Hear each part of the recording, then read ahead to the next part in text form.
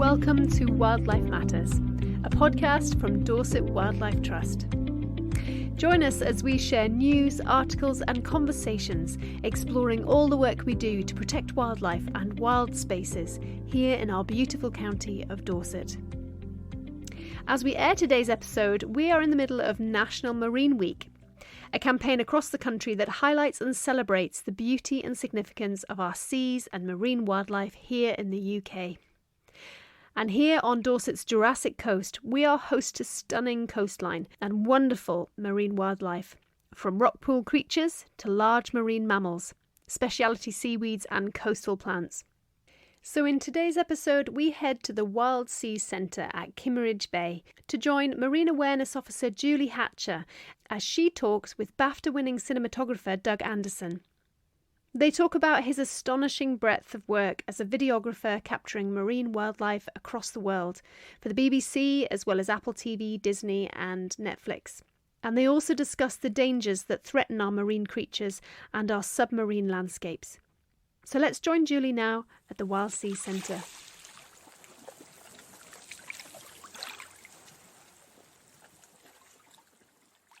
Following the airing of Wild Isles on BBC One earlier this year, I was lucky enough to talk to Doug Anderson and ask him a few questions about his astonishing career as one of the world's top underwater cameramen filming marine wildlife around the world. Doug's first major job was on the original Blue Planet series, which aired back in 2001. Since then, he's worked on other landmark wildlife programmes and films, including Deep Blue, Planet Earth, Frozen Planet, The Hunt, Our Planet and Blue Planet 2, and he's won a number of awards for his work, notably 2 BAFTAs and 3 Emmys for his cinematography. Doug was born in Glasgow and began his love of the underwater world in Arran, which is now home to Scotland's first no-take zone in Lamlash Bay. So hi Doug, thanks for being with us today. And my first question is, how did you feel about doing the Wild Isles series on British wildlife? Yeah, doing Wild Isles was, it was probably the toughest, air quotes, emotionally draining experience of my professional life. I think I felt probably way too much responsibility for it being good. I know too many people that have been fighting for marine protection and trying to work out how they can, try and restore some of our marine ecosystems. So I really wanted to, try and make a good film, try and get enough diversity in there that's representative of some of the amazing nooks and crannies that are still holds, a reflection of what we used to have in the United Kingdom. And that felt like a heavy burden at the time. Yeah, but we had a great team and really, really good team in the field, particularly in the field. And we just kept on at it and kept trying to work it out. And in the end, we sort of managed to scratch our way over the line. And the guys back in production, almost despite the difficulties that we had in the field, managed, I think, to pull together quite a strong but traditional wildlife film together, and certainly the reaction to it has been great. Yeah, absolutely. Everyone really enjoyed it. But it did highlight the decline of our marine wildlife here at home. What do you feel is the most urgent step in reversing its decline? Yeah, the underwater life in the United Kingdom has taken an absolute beating in the last 40 years. Where I'm from, West Coast of Scotland, main impacts have come from bottom-towed gear, and the worst offender of all of that, and the thing that really has destroyed that ecosystem is the scallop dredge. So the 2 things that I would do if I were in charge to try and initiate the recovery of the seabed, the 2 things that I would do to initiate the recovery of the ecosystems, certainly on the west coast of Scotland, but probably more widely in all the shallow water ecosystems or on the continental shelf ecosystems, benthic ecosystems in the UK, would be to remove bottom-towed gear or any heavy demersal gear from very, very large areas of our economic, of our sea area. It's not a good idea to put heavy gear on the seabed everywhere, and that's what we're doing just now, basically. So yeah, whether it's a 3 mile limit or a 6 mile limit, or whether it's very large MPAs, where marine protected areas where heavy demersal gear does not hit the seabed, it doesn't really matter. Just don't do it. I just don't think we just can't carry on in a world where heavy demersal gear and all that horsepower just gets towed across the seabed everywhere and all the time. It just doesn't work. The second thing is I really do believe in marine reserves. I mean, by marine reserves, I mean large areas where maybe up to, somewhere in that 15-20%, doesn't really matter. Scientists sort of argue over the numbers, but just pretty decent sized areas where there is an exclusion to all fishing. All the evidence is that when you have highly protected areas and then well-managed fisheries outside them, is that everyone benefits. The fishing gets better in the places that are fished, and we have a better idea about how to manage the places that are fished because we actually have areas that are in a natural state. Highly protected marine areas like spillover, larvae, and also individual, like a large, through overcrowding, spillover animals into areas that are fished. And then highly protected marine areas have very large breeding stock, which, most of our commercial species and most species in general in the ocean have a planktonic phase, and that large breeding stock basically is like a powerhouse for, the recovery and recruitment of important species in places that are impacted upon. But most importantly, I think it just, like, if there's one word that I think would just sum up for me why marine reserves work, it's resilience. Like, the science is pointing very strongly at highly protected areas underwater, or areas in a natural state underwater, more resistant to environmental change, and they also bounce back quicker when that change happens.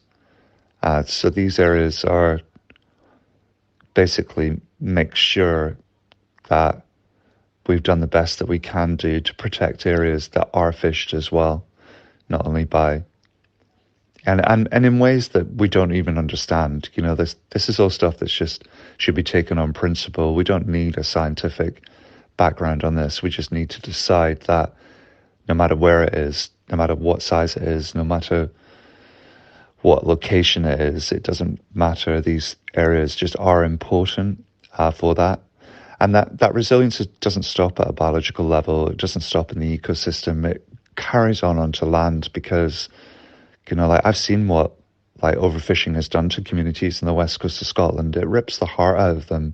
There are no jobs, do you know what I mean? It's not a pretty picture in lots of these places compared to what it was when there was the industry of fishing before we broke it.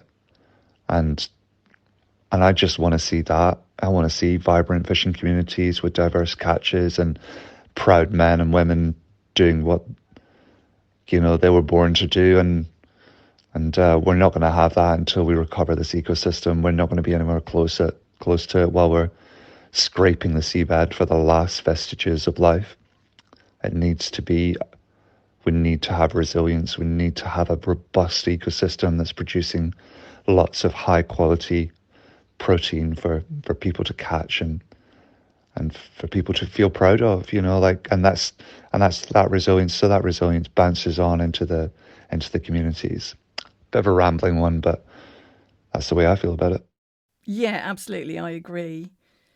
And is there a species or behaviour that you would really like to have filmed but just didn't make it into the final list for the programme? I think with wild owls, I think the thing that I would have loved to have covered would have been anything to do with our faunal like our rookery, below the kelp line kind of faunal reefs, like we didn't really get a good chance at doing, jewel anemones or plumos or those heavy kind of anemone-based habitats, high flow, high energy habitats. It's not that we didn't want to. We just got caught out in the end we were going to do it in the Scillies in the Eastern Isles, and we just got caught out in the end with late summer storms.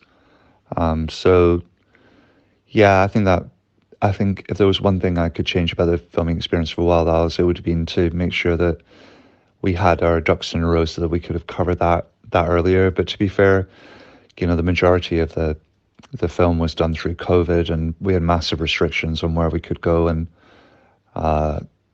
we always knew the Scillies was going to be, our hot spot for faunal reef, that kind of like jewel anemone kind of reef. And but sadly we just left it slightly too long. We're caught out by the weather. But yeah, I mean, to be honest, lots of the Wild Owls experience just felt like a start to me.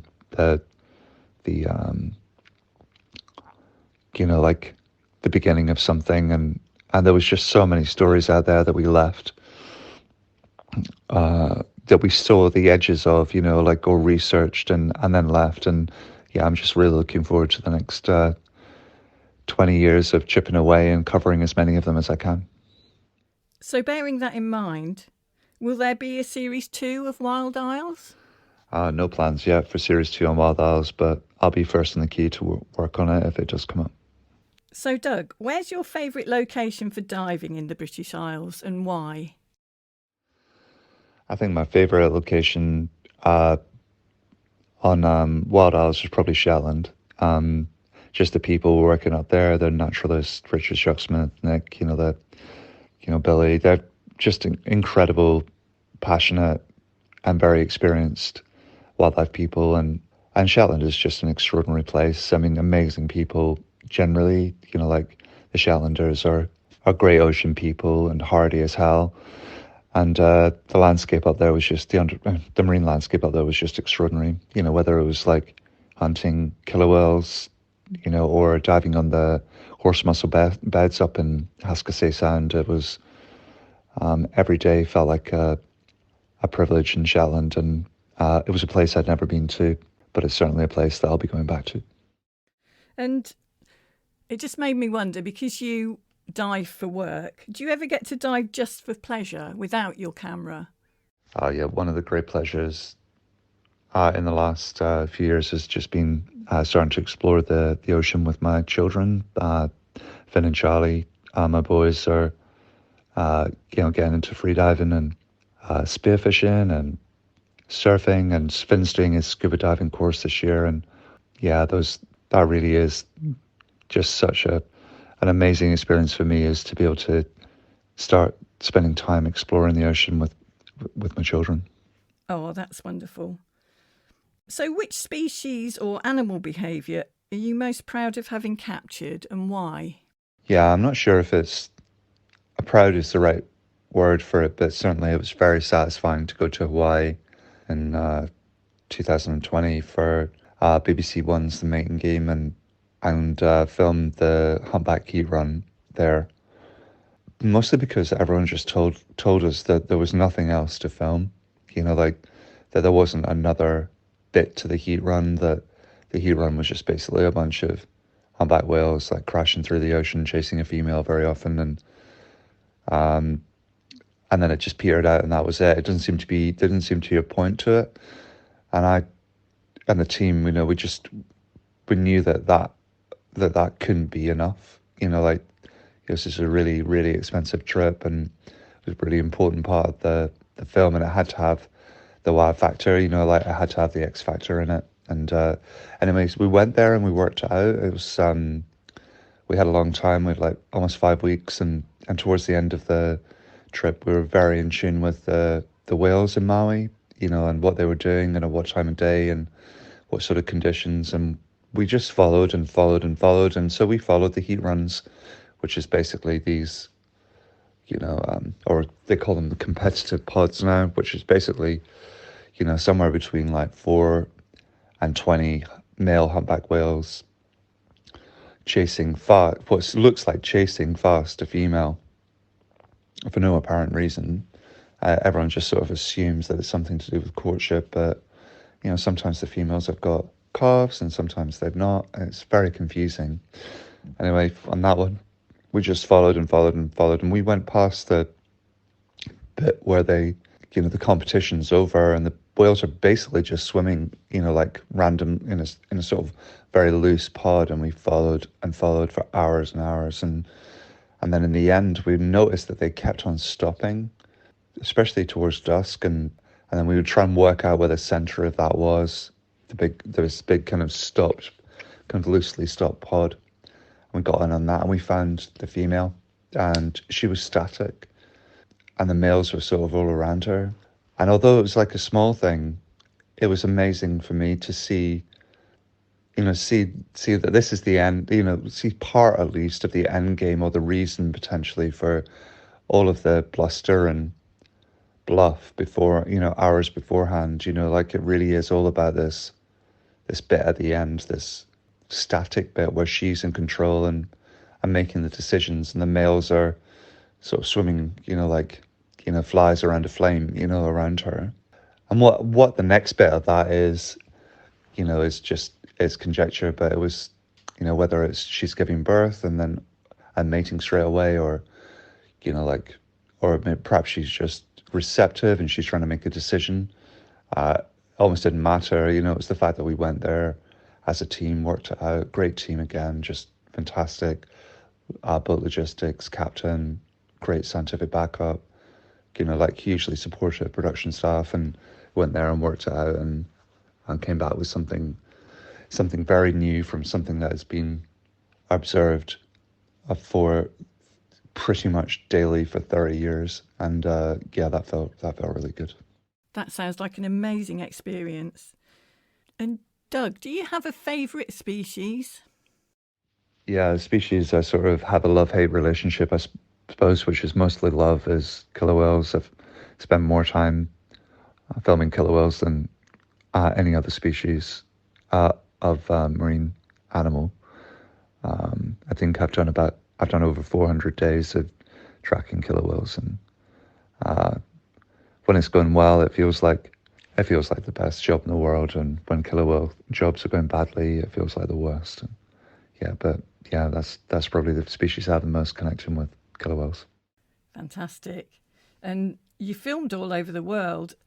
Which locations stick out in your memory? I think the trips that stick out in my mind the most are probably in general the trips that I've had to the Antarctic. In particular, a couple of trips that I did on, sort of back-to-back trips that I did on the BBC series Frozen Planet 1, which was, I did 10 weeks in McMurdo Station, diving under the sea ice there in spring, which was extraordinary.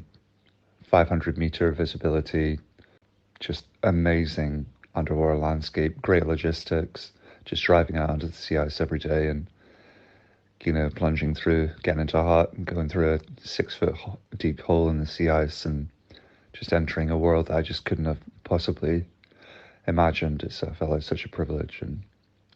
And secondly, the next trip I had on that series, just came home for Christmas and then went straight back out doing killer whales, wave washing down on the Antarctic Peninsula. It had never been filmed before, and just brand new piece of behavior, an apex predator, killing in a completely different way.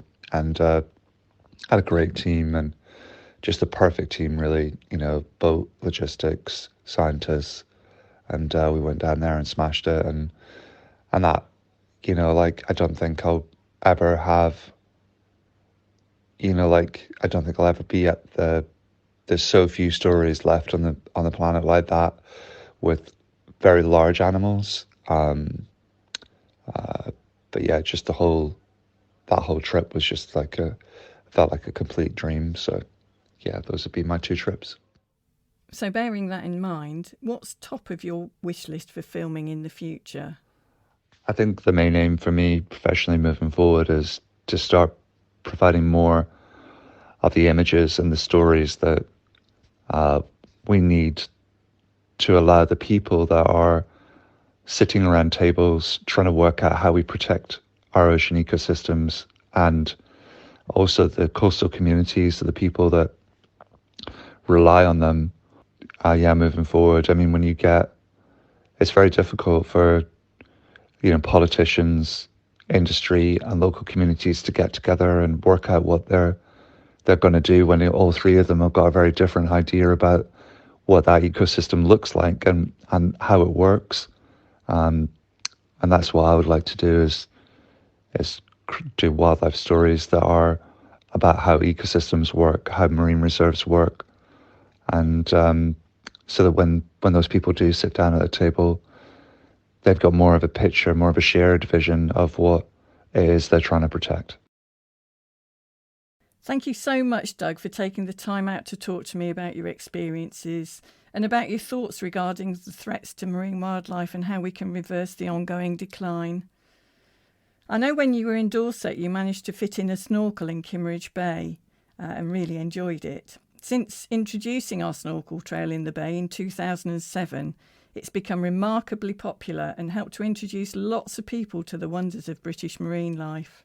Kimmeridge Bay is, of course, part of the Purbeck Coast Marine Conservation Zone, following many years of work and campaigning by Dorset Wildlife Trust and our members, and part of the network of protected areas in the seas around the UK.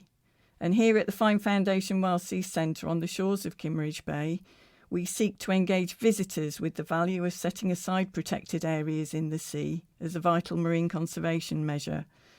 And we look forward to the introduction of highly protected marine areas by the government later this summer. So thanks again to Doug. It's been really interesting to get his perspective. Yes, and thank you to you both. Thank you, Julie, and to Doug. Really fascinating career, such an incredible body of work so far that we've all enjoyed so much. Those sort of documentary films really do bring right into your living room the message of the current threat to our seas and marine wildlife. Here at Dorset Wildlife Trust, we have launched an urgent appeal for your support. We want to protect our seas and prevent further threat to our marine wildlife. It's hard to imagine, but if we don't act now, it's estimated that there could be more plastic in our seas than fish by 2050. Your donations will power work to stop plastic destroying our seas. It could provide equipment to help remove deadly litter from our coast, or fund essential equipment to monitor the effects of pollution on our seals and other wildlife. To make your donation or to find out more, please visit our website dorsetwildlifetrust.org.uk and click Appeal in the top right-hand corner. Your donation will help our seas survive and our marine wildlife thrive. Well, thank you again for listening, and we do hope you join us again for another episode of Wildlife Matters.